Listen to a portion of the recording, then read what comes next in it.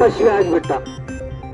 ಯಾರು ತನಗಾಗದೆ ಜನರು ಯಾರು ಬರ್ತಾರ ಅವರಿಗೆ ಶಾಪ ಕೊಡ್ತಿದ್ದ, ತನಗೆ ಬೇಕಾದ ಜನರಿಗೆ ವರ ನೀಡ್ತಿದ್ದ. ಎಷ್ಟು ದೊಡ್ಡ ತಪಸ್ವಿ ಆದ.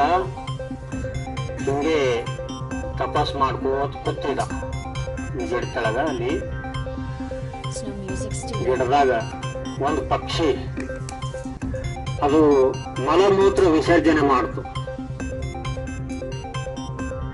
ನನ್ನಂತ ತಪಸ್ವಿ ತಪಸ್ ಮಾಡ್ಕೋತ ಕೂತಾಗ ಯಾರು ನನ್ನ ಮೈ ಮೇಲೆ ಹೊಲಸು ಮಾಡಿದ್ರು ಅಂತ ಹೇಳಿ ಮ್ಯಾಲ ನೋಡ್ತಾನ.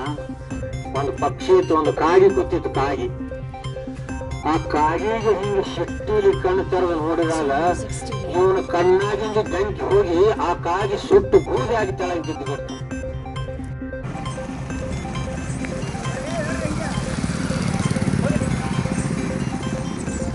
ಚಪ್ಪು ನೋಡಿ